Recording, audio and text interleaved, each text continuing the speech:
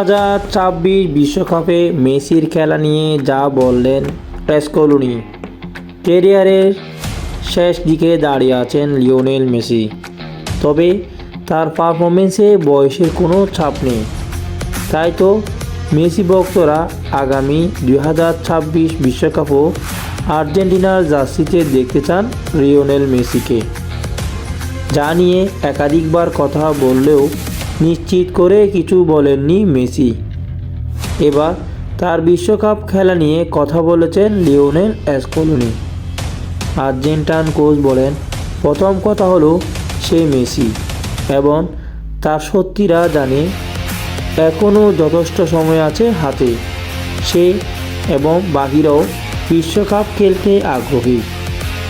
ব্যাপারটি কোন দিকে গড়ায় তা দেখতে আমাদের অপেক্ষা করতে হবে।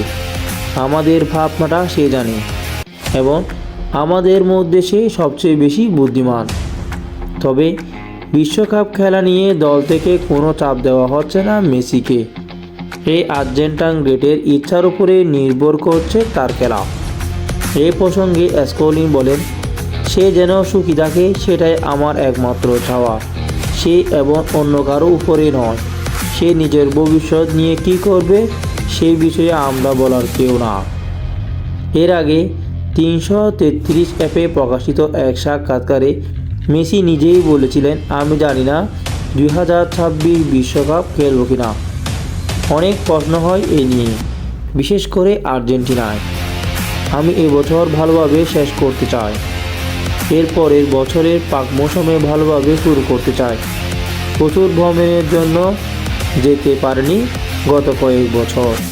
আমি কেমন করছি, কেমন অনুভব করছি সেটা বোঝার চেষ্টা করব। 2026 বিশ্বকাপে আমরা যেন কাছাকাছি রয়েছি, তেমনি সময় হাতে আছে অনেক এবং ফুটবলের যে কোনো কিছুই হতে পারে।